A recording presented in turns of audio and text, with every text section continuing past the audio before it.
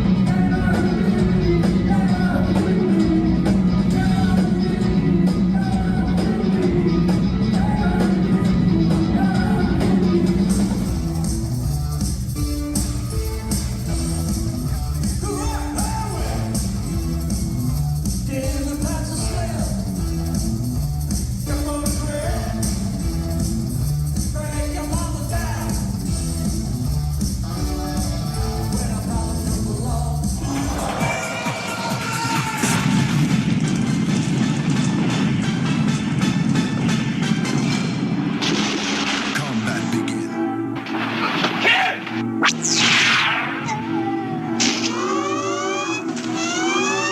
Star Wars, 1,000,000,000 years in the making, and it's coming to your galaxy this summer.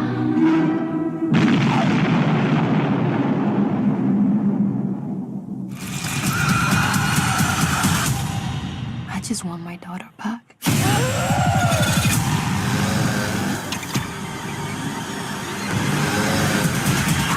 I can't do it. We'll do it live. Okay. We'll do it live. Fuck it. Do it live. I'll write it and we'll do it live. Fucking thing sucks. And we are Yes. alive. Yes, the Bill fucking thing promised. sucks. But yes. We might be getting into stuff like that this week, but yes.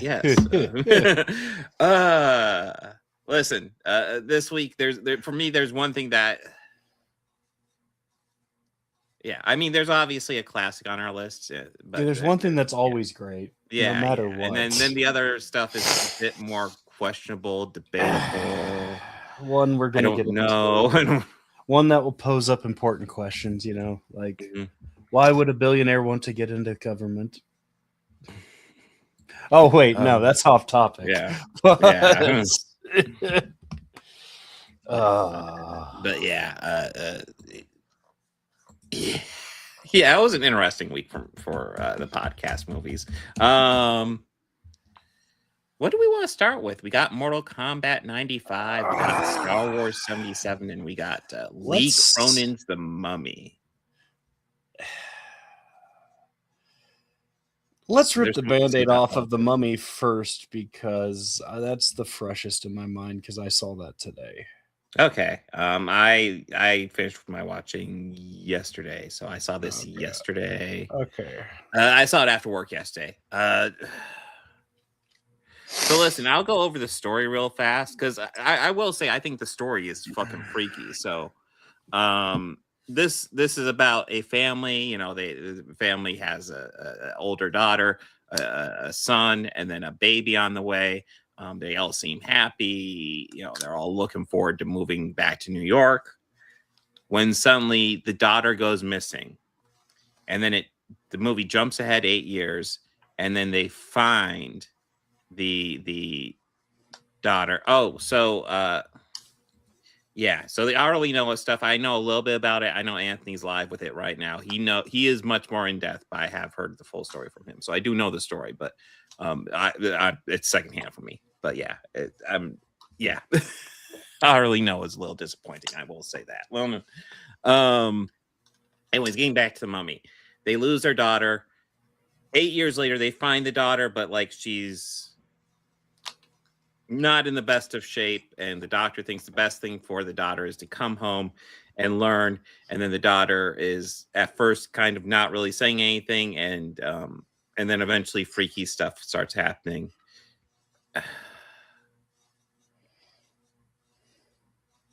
Since this is fresher in your mind, what are your immediate thoughts, Bobby? Because I'm still processing a day later. My immediate thoughts. Let's see here. I got out of the theater at 2 p.m. Eastern Standard Time. Well, let's call it like 3:30 Eastern Standard Time. It is almost 8:30, 5 hours after. Mm-hmm. And I still don't know what exactly to think of this movie. It wasn't a mummy story in the traditional sense of the Mummy. Like, I believe this is supposed to be a modern interpretation of the Universal monster film. I guess I'm going in blind, and that's kind of a fucking stretch, though. But I guess, well, yes, but I went in blind, and this is what I've been able to do of the research of it, and with it by watching other commentators talk about it or other breakdowns of it.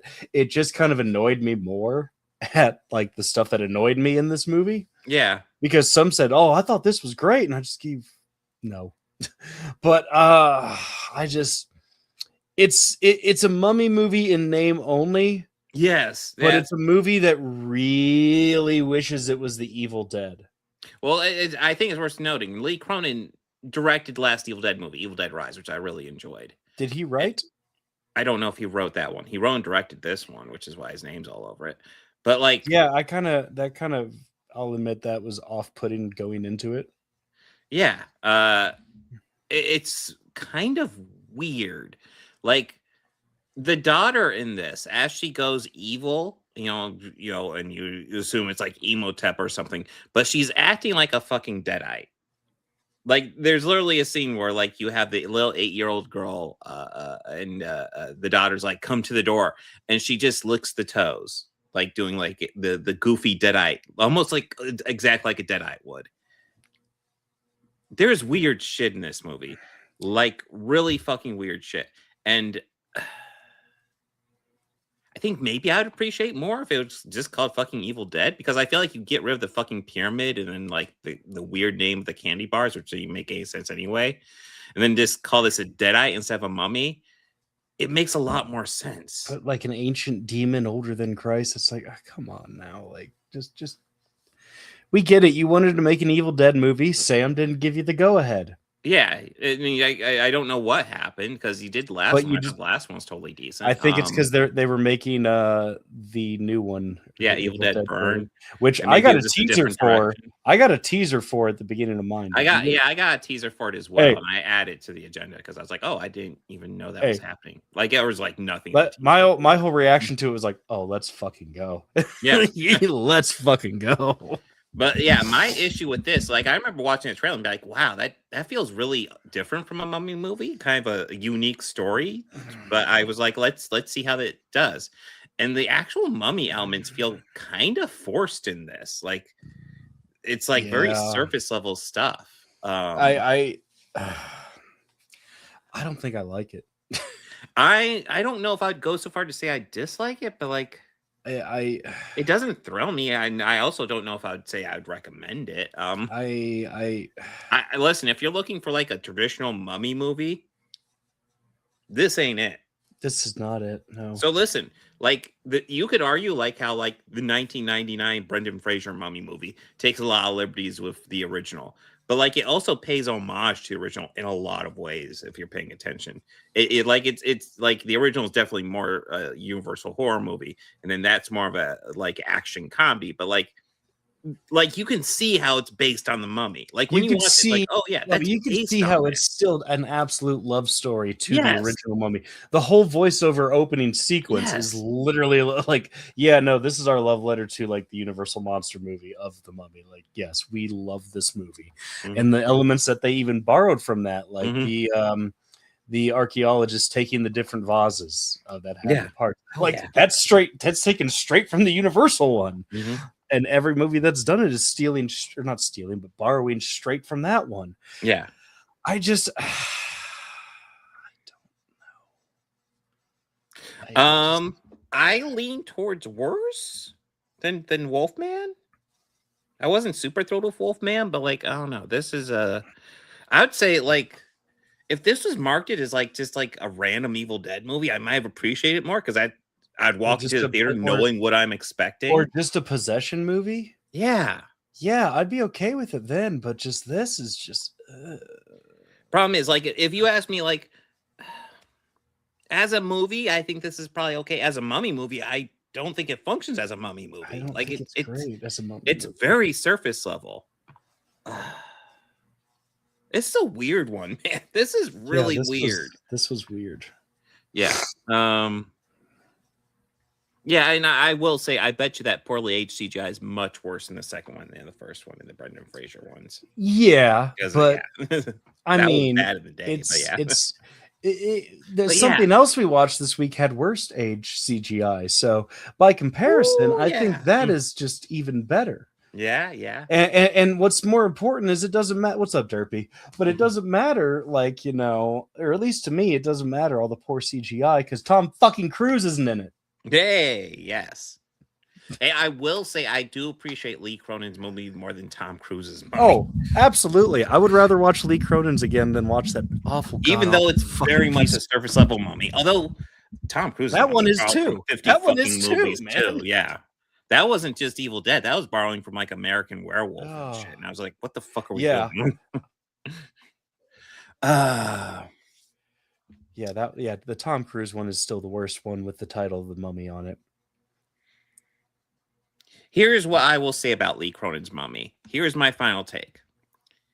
If you are looking for a nice modernization of the Mummy movie, of any Mummy movie, you're not getting it here. If you're looking for some weird, poorly titled Evil Dead movie, maybe it's okay. Like this half-ass half-ass Deadite, yeah. Yeah. That's what they should The Mummy acts like a fucking Deadite. I swear they to should God. have called it just half-ass Deadite. Yeah. Lee Cronin's half-ass Deadite. Yeah. Oh, half man. Deadite, not whole Deadite. Half-assed. Half Deadite. Half-assed. Yeah. Like, you know, it's like Deadite. We couldn't go whole ass. We had to go half-ass. Yeah, they never subscribed to the Ron Swanson theory of things, you know. They didn't full ass anything. They just half-assed it. Yeah. Fucking Jesus Christ. Yeah, like Howdy, Ben Roy. How goes it? Yeah, honestly, of the Blumhouse Universal monster movies they've been doing, this is probably the least impressive to me because, like, it feels like such a surface level thing. At least Wolfman was borrowing from the lore. Like, you could see how that's a Wolfman movie. All the resurgence of those classic monster movies that they've been remaking, like, okay, Invisible Man, it took a chance with it, but I like what they did with it. And you could definitely see how homage the original too. Yeah, and they paid homage to the original, and like in the sense of science experiment. There it is. Yeah, Frankenstein. Oh, fucking bravo. Mm-hmm. Dracula. I really enjoyed that one. Actually, I thoroughly enjoyed that one. Even if the lead gave me Tommy Wiseau vibes, I still enjoyed the hell out of it. Wolfman, it was alright. It's okay. Yeah, they did some interesting stuff in it. And again, it's paying homage to the original. You can see what they're doing. Likes to play with shadows to the point where it's like killed the cliche. Yeah. And that one, they really beat that dead horse. Mm-hmm. And this is just my opinion of it. Mm-hmm. And I don't know, this one, it beat another cliche in horror, which I kind of feel is, if done right, it's good. But if not, it's just it's unnecessarily excessive. and it's the intentional gross out humor, or not humor, but gross out horror. Yeah. There's definitely And- a few. Yeah. Mhm. Like, I just thought it was like, okay, like if you're leaning so hard into this, to me, that tells me your story isn't strong enough to be scary. I will tell you, as a parent, like this type, like essentially the setup story is horrifying. Oh yeah, And there are moments where I felt like this really should be hitting me harder. Because as a parent, like I'm a sucker for shit like that. And as I'm it not is, a- I'm like, I'm not. You But could have done better. You know? I can imagine like it's every parent's worst nightmare. Yeah. Like worst fucking dream, worst case fucking scenario, period. But just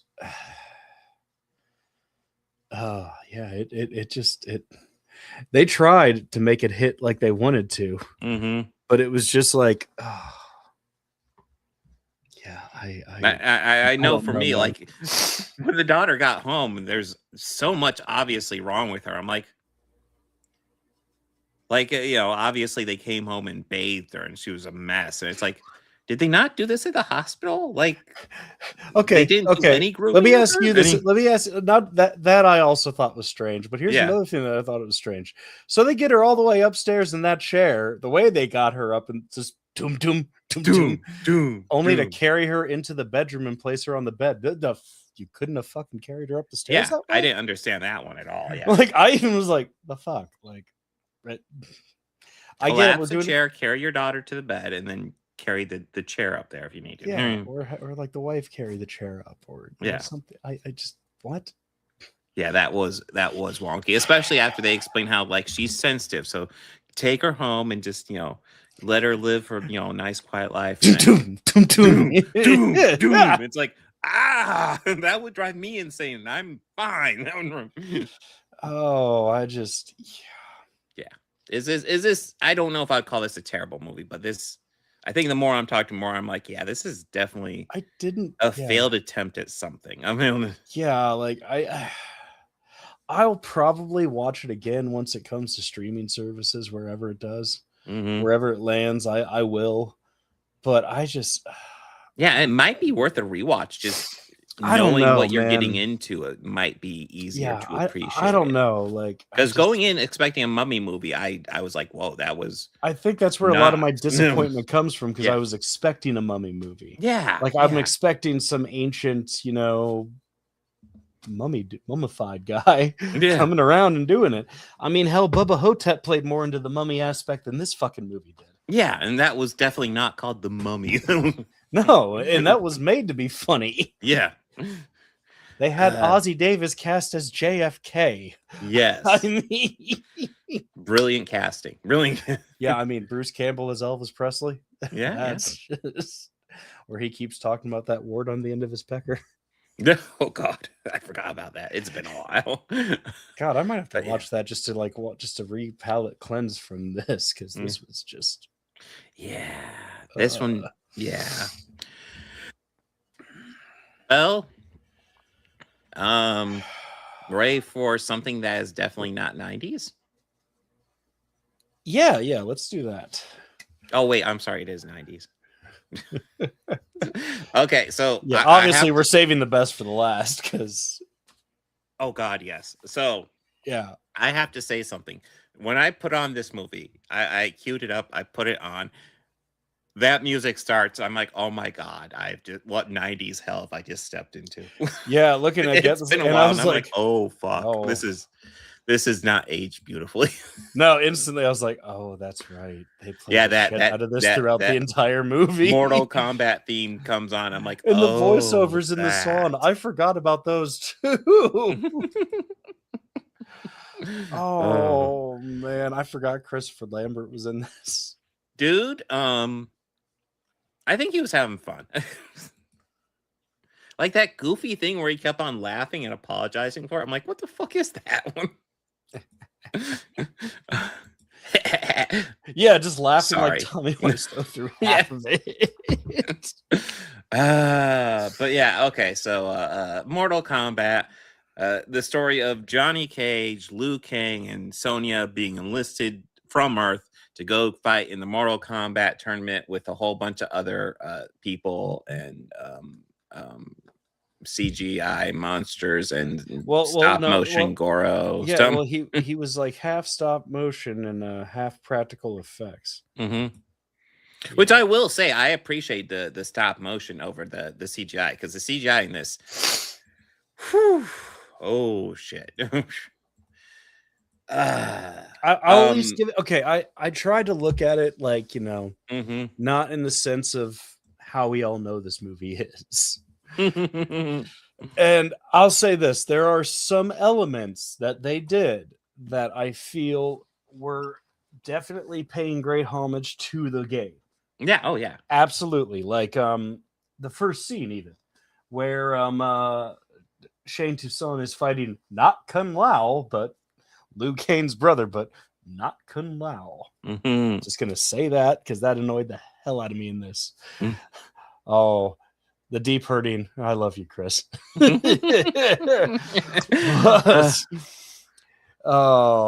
but at least they made the sky look like a lot of those levels that are in like the pit level. And I will give the movie credit for that.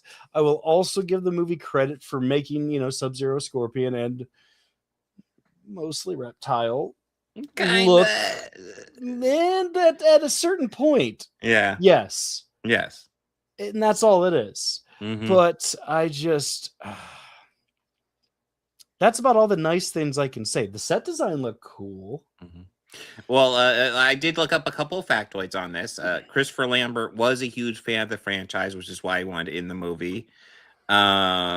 He was only they only paid him to do like a couple of short scenes, so they were going to do abbreviated him. But then he paid him, like he flew his own way out to the main shooting location, so they could get more shots, much to the chagrin of his agents. And then he also paid for the after party, which, so, you know, pretty cool on his part. Somebody had to. Yeah. Our main characters are obviously Liu Kang, Johnny Cage, and Sonya. Veronica Vaughn. I mean, yes. So Sonya, the actress who played Sonya, did do her own stunts, which is cool. Yeah. As far as fighting, because I mean they're all fighters. Liu Kang, I thought looked really good. I thought Sonya looked fine. Johnny looked really weak overall in the fighting scenes. I don't know if the actor's a fighter or not, but like even at the in the beginning where it's obviously supposed to be like the film stuff, that looked kind of weak, and then that's kind of just what looks throughout the movie. Edited, it looked like a definite choreographed edited fight scene. Yeah, it looked like a Taken 3 fight scene. Yeah, Liu Kang looked solid though. He's obviously the main one we focus on throughout the movie, and seeing how he looked, it's like now, that's another one that I think was just perfect casting in this was Kano. That's perfect casting. Yeah. I mean, there is good cheese in this. I will give it that. Like the guy who played Kano, he understood the assignment. Yeah, yeah, he understood this assignment perfectly. Yeah, like I'll be honest. Every time a CGI creature popped up in this, or a CGI thing popped from Scorpion's hand, I just started giggling because it was so bad. Like, holy shit. It's so fake looking. Yeah, no, that I forgot how fake and bad that looked. Even back then it looked bad. I mean, yeah, the story is incredibly thin. I remember when they introduced like the one black guy. Listen, first of all, this movie's like really bad. Like if you're a black character in this movie, you are not getting many scenes and you are not lasting long. I'm just gonna point that out, because there was this one guy who was Liu Kang's first fight. Yeah, obviously he's fighting Liu Kang, doesn't do well. But there's also another black guy who becomes their friend, and he's only in a couple scenes because he's the one. Because Johnny knew him. Because Johnny met him once. Yeah, there's something like that. Yeah. It's like, hey, haven't seen you in a while. And then he fights Goro. Like you said, thin. Yeah. Like he's in it so little. Oh, I listen. I started laughing after Sang Shung kidnapped Sonya, and then he tied her up in this outfit with the whole new hairdo. I laughed. I made the joke to myself while I was watching this because it had been a while since I'd watched this, and I don't remember. So I go, I guarantee you he's gonna have her tied up in a skimpy outfit. Next shot, Yep. He even redid her hair. It's like, Yeah, oh my god, he what are gave we her doing? like wild little frizzy hairdo there, and Yeah. it's just I can just I mean, picture I'm him not going gonna lie, like the this. hairdo kind of looks from the 80s. Oh, yeah. I just picture him just like highly focused on doing her hair. Yes. Yeah. Shang Tsung did do her hair. I'm pretty sure it's a deleted scene. He steals souls, and he's a stylist. Listen, man, the dude has hobbies. Okay. Yeah, it's not just Don't taking judge. souls and Yeah. and killing children. Mm. Well, he killed a kid. We Yeah. can only assume that Liu Kang's brother was a kid at that point. I don't know if I'd necessarily say Lambert was awesome or awful, especially in comparison to everyone else. I mean, there's. If you think that line delivery is terrible, wait until Annihilation. Oh yeah, we're coming up on it. But I mean, like saying his line delivery here was bad. I'm like, there's a lot of bad line delivery in this. There's a lot of bad deliveries, and unfortunately, I think Sonya has a few of them. Oh yeah. Like there's one that I had to stop it because I was laughing so hard, and it was like, I only trust one person, and you're talking to her. Listen, like I brought the three main characters. It's Johnny, Liu Kang, and Sonya. As far as fight choreography, I think Sonya did second best, and I think Johnny did the worst. As far as line delivery, I think Sonya did the worst, and then Liu probably did the best, and Johnny in the middle. But like, she put the work in for the physical stuff. In Yeah. this. You could tell she did, and I got to give her credit for that. Yeah, no, I do respect her for that. Absolutely. Yeah, she put the work in for it. She's like, "Fuck no, I don't want." I knew I had known that she'd done her own stunts for that. I remember seeing an interview of her talking like, "No, I wanted to do my own stunts." I mean, she got injured on set doing her own stunts. It's like I think it was in one of the fight scenes, and it's still like Yeah. in the movie. I think it's when they kick her ribs. Oh, really? Because that didn't sound that sounded legit. Ow. But yeah. If you are looking for the most 90s movie ever, Oh my god. this is it. Like, oh my god. Like listen, when I'm used to seeing dated stuff, I'm used to seeing like especially like 60s and 80s has a really strong vibe of the decade of they were made in. And sometimes the 30s. But You yeah, already know but, the movie I'm talking about. Well, yeah, but this listen, I grew up in the 90s. This is fucking 90s. Holy shit. Like every 90s cliche you could think of is pretty much in this one. I do agree, though.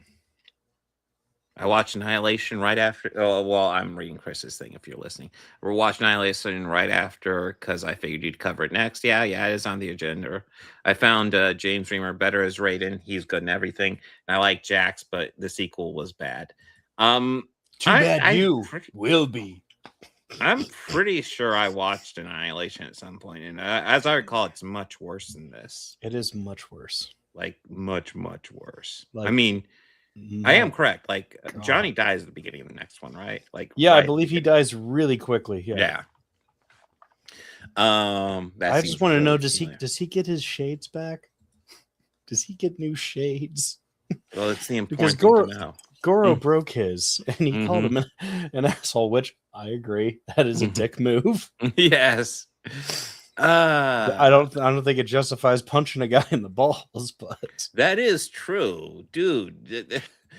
Dude, that was the big Goro fight scene. Johnny punched him in the balls, throws him off, and then they end up on a cliff. Thankfully, yeah, they end up on. The Scorpion, the Sub-Zero fight was cool. Yeah. Yeah, the Scorpion fight was really hampered by the bad CGI. I kind of like it when he's just standing there on fire, like as if he's like, guys, gonna put me out, guys. Yeah. And then there's the reptile CGI. Oh god! Just, Listen, I was so happy when they actually put Reptile in his normal like gi and shit, because the little reptile creature they had running around, That looks so fucking bad. That Holy did not shit. age well. No. No. And it's like I even remember when this came out. That's the one thing that me and my friends talked about. Well, it's cool. Reptile's kind of in it. Kind Yeah. of.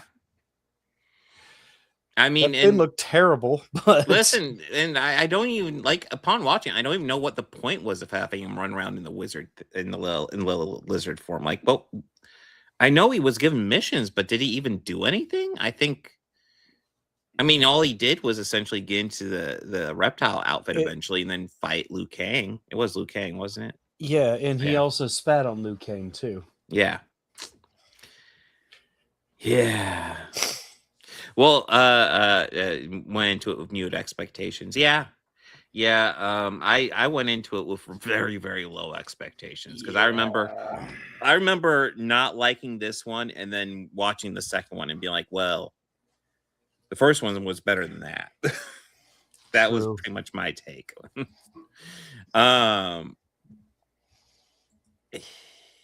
Yeah, this is not great. This is not great. Anything you want to add before we get to Star Wars? Oh no, let's talk about something good. Let's talk about Star Wars. Okay. Well, this is an obscure movie. I don't know if anybody's ever heard of it. Yeah, it has a small cult following. You know, yeah, small cult movie. I think eventually they were able to get a sequel made, but yeah, nobody really heard about this. This is a Star Wars. It's about a farm boy. Yeah, it's about a young boy. I think his name is Lyle.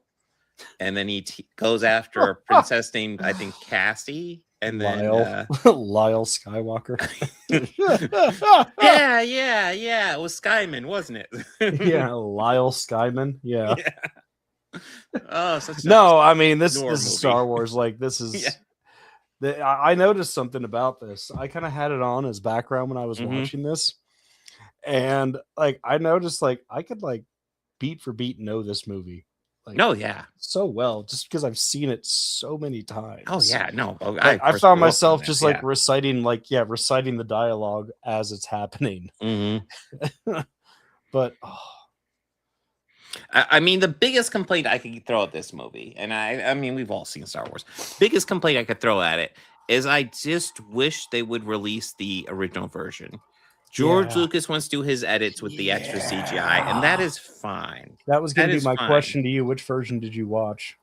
I saw the version I have on Blu-ray, which is essentially the nicely remastered, but like it's still the extended edition. Yeah, still the extended edition. Yeah, I wish that George would just kind of be okay and just let the original version play. Yeah. Listen, I get it that like new version, just have both available. Yeah, I get it that like and I'm okay with it, but I don't think it's absolutely necessary to have dewbacks in that scene in Tatooine. I don't find it to be absolutely necessary. Well, I also don't find it absolutely necessary to change a character aspect about one of our main heroes that proves how dangerous of a man he is. Yeah. Well, I will say I'm going to die on that hill. Han shot first, and he should always shoot first. Oh no, I think that's a key part of his character development. I thought it was weird to change that. I mean, the whole point is that he's a scoundrel that you can't trust. He has to he's the character has to evolve to a hero. Luke's already up for being a hero. Han doesn't want to be a hero. He has to evolve to that. He has to get there. Yes. And the version I have, the Blu-ray, like they have it cut down so essentially Han and Greedo shoot at the same time, which I still think is kind of silly. It was fine to begin with. Don't change it. But yeah, I mean, my biggest complaint is I would just wish both versions were available. I do prefer the original version, and I would just ask it's the original version, but just nicely remastered. They did a great job on the remaster. Oh yeah, the only thing that I think is great that they've added to those is that sound effect of the stormtrooper hitting his head when they go into the control room where 3PO and R2 are. Yeah, because I've always known that part. I also had fun moments of like trying to translate what I think Chewie and R2 are saying. Yeah. And there's only one part that I'm definite that is what Chewie is saying. So it's like when they just get on the Death Star and they're all in the control room and Luke is like, okay, I got an idea. Here, now I'm going to put these on you. And Chewie growls at him. What Chewie says in that moment is the fuck you is. Oh yeah, I forgot about like the McClunky version. That's the Oh, Disney Plus God. version. Yeah, McClunky. that's I watched that one. Yeah, I Okay. noticed it was just kind of. I stopped it midway, actually right after the dewbacks, to try and find my DVD copy because I know I have a DVD copy that is pre-special edition. Mm-hmm. Like it gives you the option, but it also has like episodes 1 through 3 and 4 through 6. I mean, I will also add this. This is the only one where the special edition, like this is the one where I really want the original because I really think the original editing really helps this movie. I do too. I'm not a fan of the Jabba scene because I think it's weird how Jabba is just getting pushed around by Han, and I also think it's weird that he essentially has the same conversation with Jabba that he had with Greedo. A few moments later. It's a bit redundant. Yeah. Now, I think a scene like that is cool as the lead scene as a special feature, but not in the movie. Now, I into expanded lore. There's this series. I can't think of the author off the top of my head, but there was a series of books that came out where it was Tales from Mos Eisley, and then Tales of the Bounty Hunter, and then Tales from Jabba's Palace. Now, it follows the first 3, but what Tales from Mos Eisley is everyone that's in the cantina, you hear all of their backstories. So, and it always ends with the moment before we see them on screen. So Greedos, for example, that was the second time he had approached Han and Chewie. You know what happened the first time? No. Chewie picked him up by his throat and nearly killed him. So that makes sense why he's waiting for Han by himself. Yep, that makes perfect sense of why he waited for Chewie to leave. Chewie went to get the ship ready, and Greedo's like, there's my chance. That makes perfect sense as to why he did that. I'm not gonna lie. One of my favorite robot chickens was always the scene in the bar where it starts out where you have this alien who's an artist. He just speaks his alien language, and he's a drafter. So he's like he's a really successful drafter. Yeah. And then you cut to his friend who is just a troublemaker, and then the drafter is at the cantina bar. He sees Luke's jacket, and he's like, "Whoa, that's a really nice jacket." But he says it in alien language. His friend comes up. It says, "My friend doesn't like you," and the alien's like, "No, wait, I like him just." No, fine. that's not like what I'm saying. Yeah, I just like it. I don't like you either. What are you saying, man? Yeah, I did not see that at all. I think his jacket is cool. That's it. Look, sir. We could talk about this. Oh my god! God. And then the lightsaber comes out. The guy loses his hand, and his drafting career is over. I think it's really irresponsible that you got into a bar fight when you have a job that requires both of your arms. Yes, I will say that is one of my favorite. I'm not a big Robot Chicken fan, but that is one of my favorite bits. But when they hit, it's hilarious. So also before that, Greedo was like he always wanted to be a bounty hunter, but he was kind of like the outcast of those bounty hunters, and everyone thought like, "Oh, poor little Greedo, you're never going to get a bounty. You're never going to be a real bounty hunter. You're just a joke." No. That's the obvious special edition because we have Han here shooting too, which is just fucking silly. Yes, I agree. Yeah, and it's really noticeable in the original special edition how like Greedo shoots, and then Han has this weird head jerk, where like his head moves in a really unnatural way, and then he shoots, and it's like, it's all right to give Han character development and have him evolve to be the hero. You know that, right? Yeah, because it also stated that, like, Han's blaster his hand was on his blaster the second they sat down. Mm-hmm. And like I said, for like the original editions, I would say this is the only one where I really, really do want the original edition. I just think the original is wrapped up and edited much tighter. Mm-hmm. The added stuff in Empire actually doesn't bug me at all. Yeah, like we could see the people in the Bespin cloud speeders. Yeah, like the Cloud City looks a lot cooler in this. That's cool. Edition. I'm okay with that. Yeah, like the giant space worm on the meteor comes out a little bit more and bites at him again. Mm-hmm. I'm okay with that too. Seeing a bit more of the snowman that attacks Luke, I'm okay with that. Yeah, I'm okay seeing him chowing on the tauntaun. I'm okay with that actually. Yeah.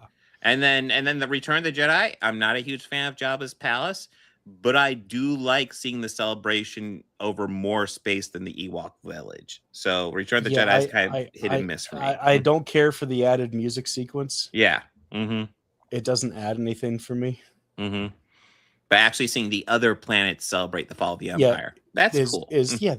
That's awesome. And it's like cool because we've go to all the places that we had been in the story. And I know when they re-released it after episodes 1 through 3, they added like Naboo and other shit. It's just this is overall, I mean, I still love this movie. This is my second favorite Star Wars movie. Yeah, definitely my second favorite. But yeah, I'm pretty sure the next one that we cover is probably going to be both of our favorites. Yeah. The next one's so cool. Like that, I mean, that is how you make a movie, and that is also how you make a sequel. That is the blueprint of making a sequel. Don't be afraid to take it to a dark place. Don't be afraid to end on a downer. Don't be afraid to end on a downer. Of course, nowadays the internet would blow up over it, and it's like fuckers. I seriously think it would get review bombed if it was released today. Oh, absolutely, yeah. I think. How dare they? How dare they cut off Luke's hand? How dare they? How dare they just end without resolving everything? What the hell? Dare they? And it's like obviously they're making another one, guys. Set up for a sequel. Yeah, it's clearly set up. They knew they were going to make a third one going into it. Absolute blasphemy, Chris. No. In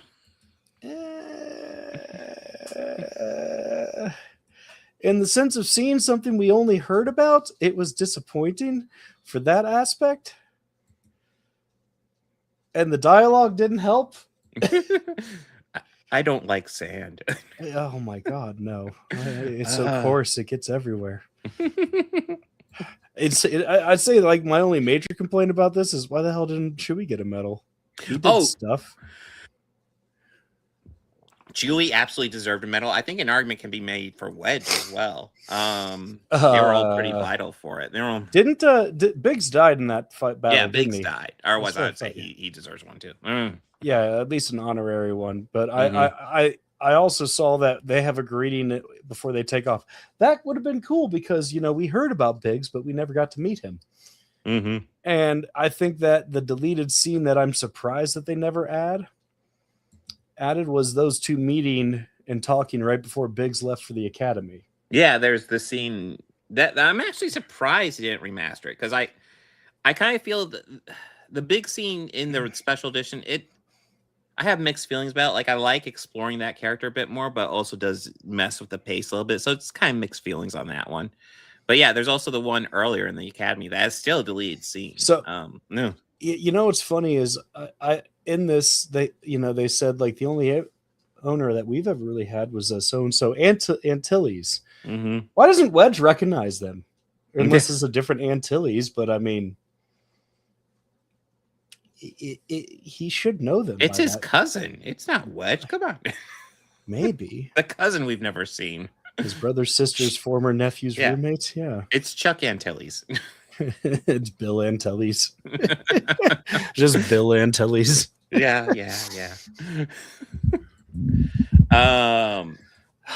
Yeah, no, I mean this is a classic. I kind of love this is giving me vibes, although it's a bit better looking this, like watching those old Star Trek episodes that I frequently do. It's kind of like that. This is special effects wise better than that, but like it's still a product of its time. I mean, and I appreciate it. And that Death Star blowing up still looks so fucking cool. Oh yeah. It still looks cool. Mm-hmm. They still had the coolest ships like that Rebel cruiser. Last shot. The Princess Leia ship? Yeah, no, I like that one. Yeah. Has like probably one of the most iconic openings of a film ever. Oh yeah. not just the main crawl, like the ship just seeing the little Rebel cruiser fly by real fast, and then just seeing that Star Destroyer just massive Star Destroyer. Yeah, just like man, that ship is not in a good place. Yeah. And then I love Al Guinness in this. He's classic. Who's more a fool, the fool led, or the damned fool who followed him? Oh yeah. Right. I also love Peter Cushing in this. That's not Peter Cushing, but yeah. No, yes, yeah. Peter Cushing. Yeah, but also, yeah, I mean, Harrison Ford was great in this as well. I mean, I like, especially in this one, I feel like there's a couple rough line deliveries from Mark Hamill and Carrie Fisher, but I think they're overall fine. But yeah, this is a fucking classic. I love the ending. I love the dog fight. I love Han coming in to save him at the end. That was always something I loved, even as a kid. I still love it to this day. Yeah, like it's one that even when I was watching, I might have been doing something, but I stopped just because I knew it's coming. Yeah. The final moment's coming. They're almost about to get ready to get Luke. The final moment's coming. I gotta watch this. Yeah, that's true. We do have a Spaceballs coming. Although the next Star Wars movie is you meant best. I was gonna say the next Star Wars movie comes out next month. Which is why we're discussing these. But yeah, this is pretty fucking solid.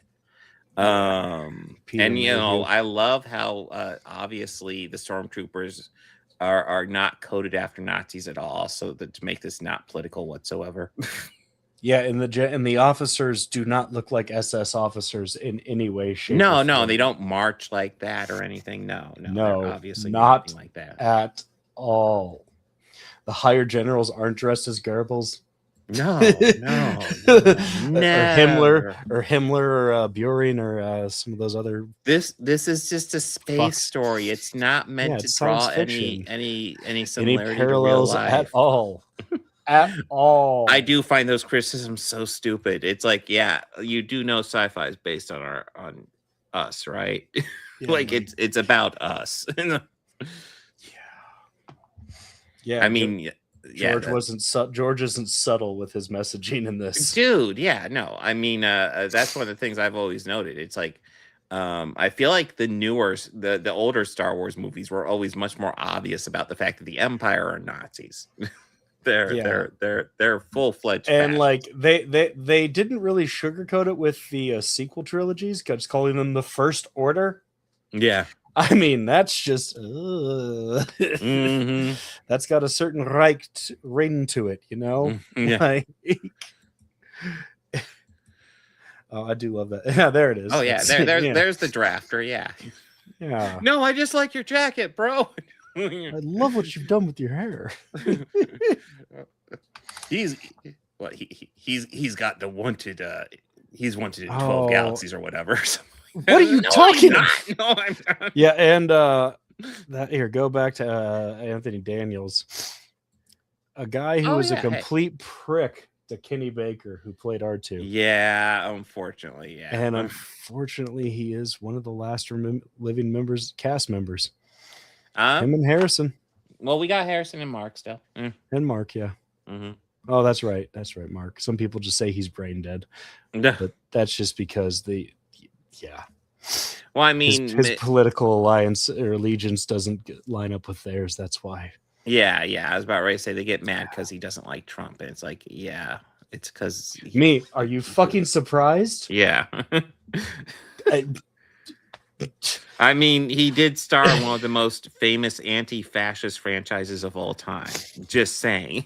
And owned it too. Yeah. Like I'm happy that he's come to embrace the fact that he is Luke Skywalker. Because I know for years he really didn't. Yeah.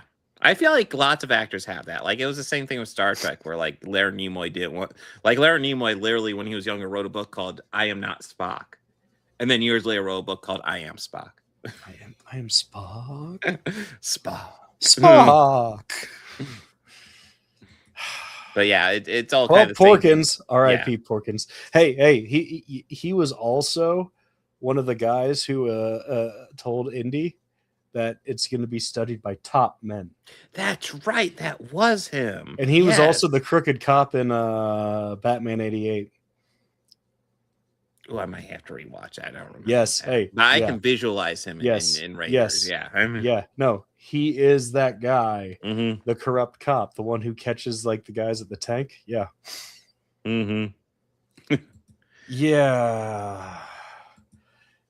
Yeah, the AI photo of Trump with a red lightsaber. That's just God, that was hilarious. Yeah. And I thought it was funny. He shared that on Star Wars Day, and like everybody's like, You dumb motherfucker. You do know fucking red means fucking villain, right? Yeah. Just let it happen. Yeah, let it be. Let it be. Let it be like the Beatles. Let it be. Yeah, just shh. Shh. If he could understand what you're saying, he'd be very upset. No. I mean, they all just come back. Aha, we triggered A the Jawa libtard. unmasked. No, we're just pointing out how you're factually wrong. Haha, you're triggered. Okay. I recently found a meme, and I'll admit it was in a little poor taste, but it had a shot of Yun Hodor on the ground when he kept saying hold the door," like that. Mhm. But it said, anytime you criticize the president, TDS. And yeah, it's funny. Yes, admittedly mean-spirited. I saw somebody kind of throwing the TDS term around to one of my friends. I replied to them with that, and they took that as me being on their side. Mm-hmm. I'm not gonna lie. I at this point, when I say I didn't know what else to do at that point. when they keep on talking about TDS, and I'm like, in my head, TDS are Trump supporters because they are the ones who are obsessed with him. Like, it's like fucking hell. Like, how do you support? Like, we all like. We all know he's a pedo, right? Somebody accused me of that stuff when I commented on a thread about him. He's living rent free in your head. This is literally a post about him, and this is a topic of conversation in the comments. And he's the president of the United States. He's kind of relevant. If he was just some dickhead with a giant tower, that's one thing. I mean, he is that, but yeah, he is that. But he's also president of the free world or United States, whatever. For now. Yeah. It's like trading cards? I think so. Yeah. There was a Star Wars Collect concert. them all. Yeah. Leia Organa, Han Solo. No Luke Skywalker. No. Yeah, Star Wars concert. I also do love the fact that, Leia was one-shot kill with that stormtrooper. Oh, yeah. Except for stun. Headshot. Yeah. Yeah, Leia's not gonna fuck around.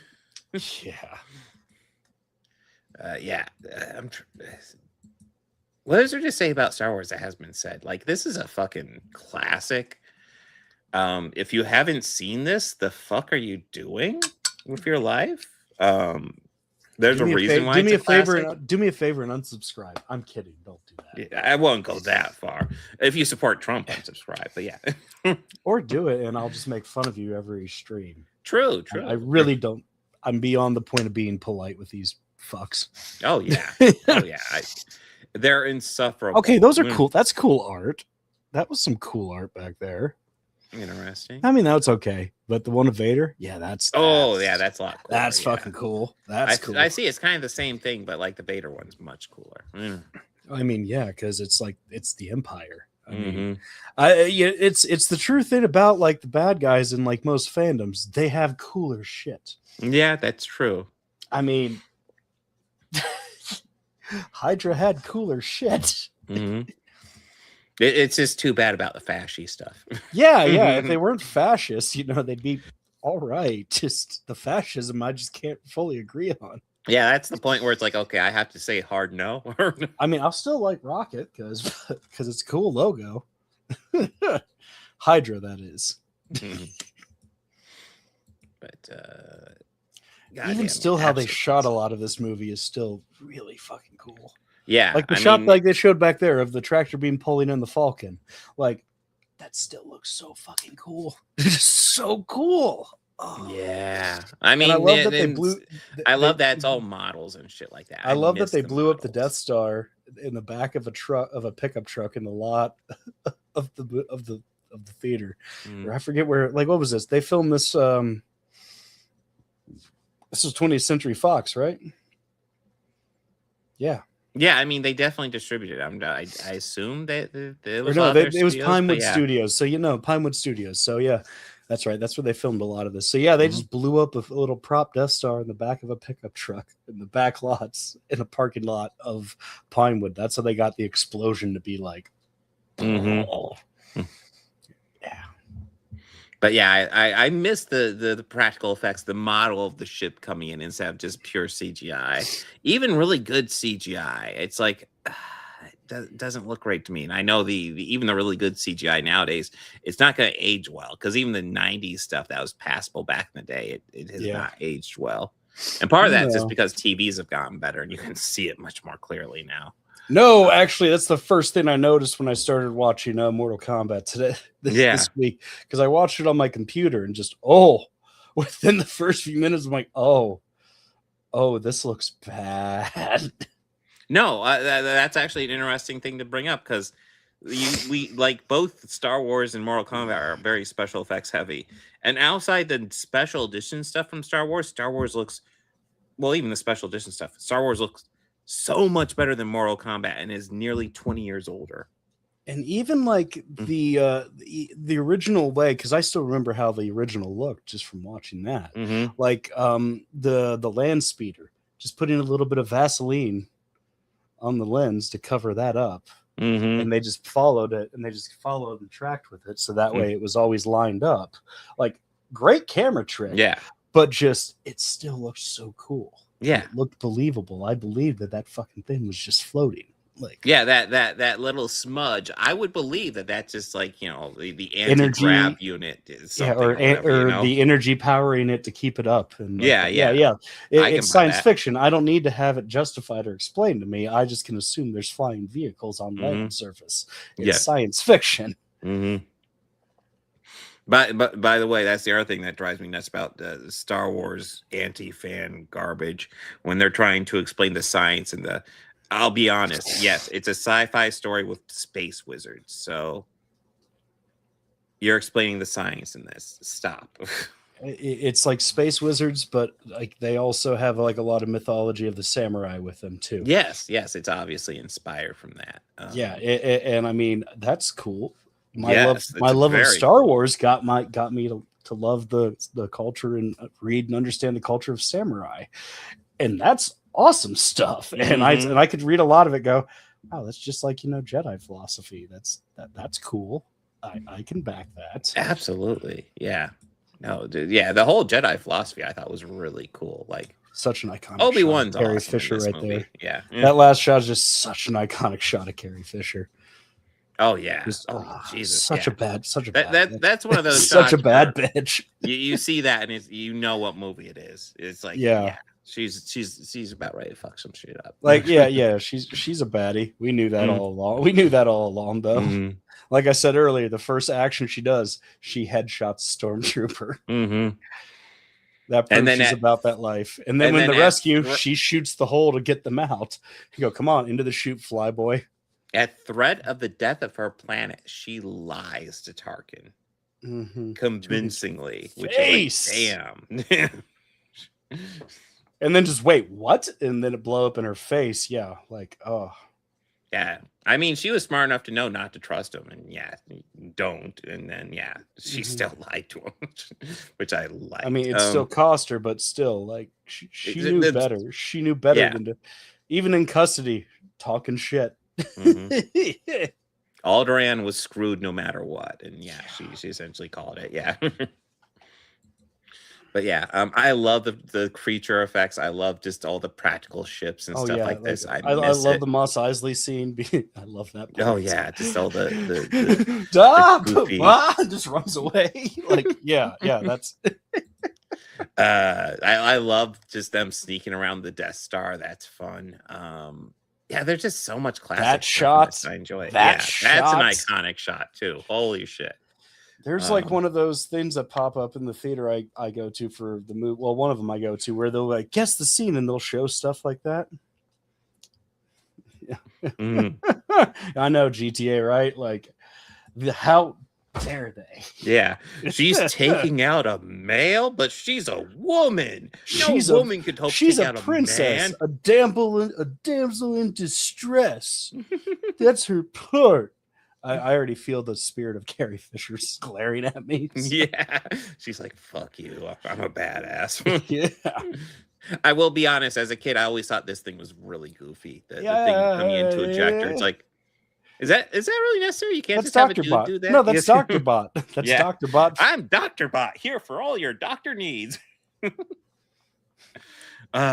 But in the same time, I could still laugh at a lot of how silly this movie is. yeah. But I laugh at it because I love it. Yeah, no, I love this is movie. just one of those I love classics. Yeah. This is one of the ones that got me into science fiction. Mm-hmm. Yeah. I mean, but like when I was a teenager, I was much more into Star Wars and Star Trek. Obviously, it's changed as I've gotten older, but like, yeah, this was my bag when I was younger. Oh yeah, I could watch these movies over and over, and like I'd watch Jedi and then just start over and watch Star Wars again. Yeah, yeah. This original trilogy is just banger. Even though Jedi is my least favorite of the bunch, I still love it.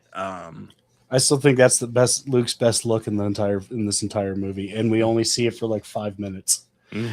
Like that outfit, I think, yeah, that works for him. Yeah. Han gets that vest throughout everything. Yeah, I think, and that's right in the scene where where Mark Hamill, which I noticed in the special edition, they dubbed it back to say Leia, but in the original he says Carrie. Does he? That's funny. Yes. Oops. Oh yeah, they're all celebrating. Meanwhile, R2, you motherfuckers. Yeah. Oh fuck. yeah. That was what he said coming out of there. Oh fuck! What was Well, that? Don't mind me. I'm just the droid all busted up, dying. Up and boom. Yeah, this that. Is a oh classic. yeah. Poor R2. Yeah, brilliant movie. I love it. Fun sci-fi. Anything you want to add, Bobby? No, this movie's fucking great.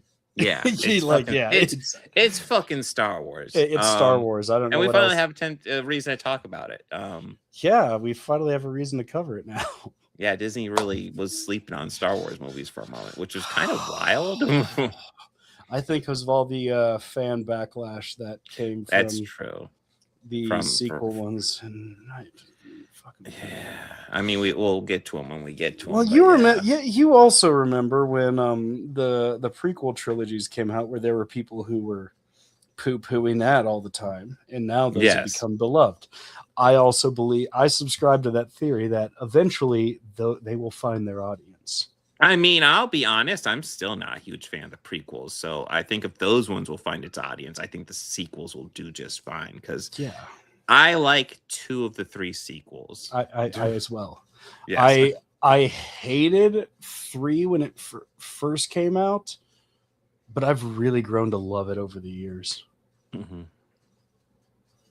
We'll have. I still think 1 is.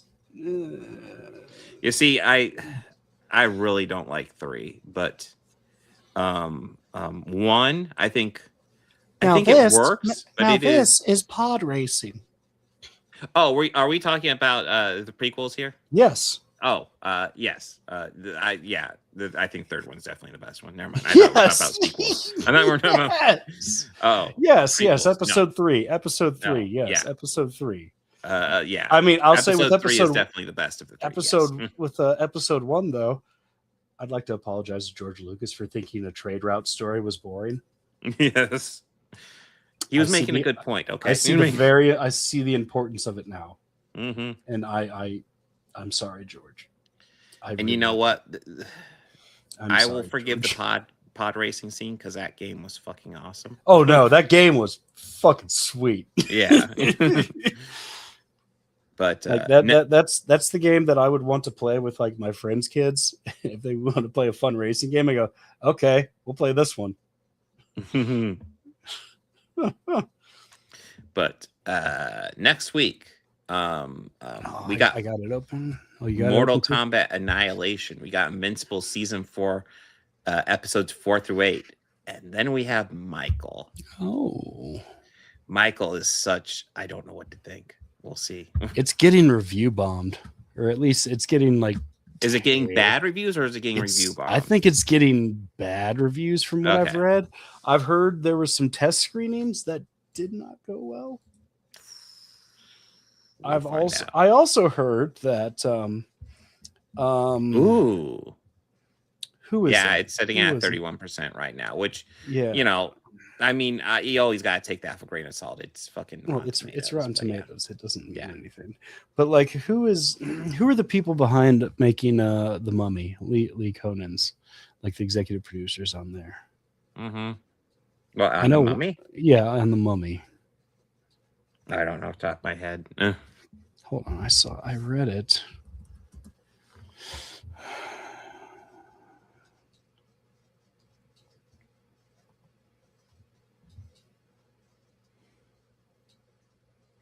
Okay, looking over a lot of James news- Wan. Oh. I heard walked out of it. I heard Really? he walked out of the test screening. Oof. Of Michael? No, of the Mummy. Oh, okay. Why would he be at the test screening of I Michael? don't know. We're getting cross conversation. No. Yeah. I just remembered that, and It looks like from the reviews, it looks like Michael is suffering from a lot of the issues that I think a movie like this was likely to suffer from. Kind of a whitewashing of the story and making it kind of bland and generic. Maybe the Bohemian Rhapsody effect, maybe is what you call it. yeah, I think so. Which is what I was afraid this movie would Yeah. take. Like they're gonna hit on all the key moments of his career. Like I guarantee you, it's probably gonna start right before that that reunion concert with the Jackson 5. Yeah, probably. Yeah. I mean, if I were to do it, that's, or maybe like that first concert where he moonwalked. No, that was the Jackson 5 reunion where he did that. Was it? I believe so. I will say, I think the actor looks a lot like him. It's his I nephew. think it's like, yeah, it's his nephew. But and I do like the director, although I don't think he has a perfect track record. I do like Antoine Q. I don't know. I'm not good with names, but yeah, I have a I feeling think he's a it's, solid director. I mean, you could do a good sequel or like a good biopic about a musician, but it's hard not to fall into that trope though of hitting. yeah, that it's like I feel like the key is those always key to be moments in their honest. career. Yeah, you gotta be honest about who the person was. You're muted. I can't hear you. You can't? I cannot hear you. Can audience hear me? I cannot hear you at all. Hello, I should be on. I'm getting levels on my side. Well, I mean, we're pretty close to wrapping up anyway, so let's go ahead and wrap up. You could hear both of us. Okay. I just can't hear him. Okay, yeah, okay. Well, I can hear Bobby, so hey. We'll go ahead and do the wrap up. Now I'll text tell Bobby. Gotcha. Yeah. So, I will be live on Thursday. Yeah, well, hold on. Let me see. Bobby can't hear me.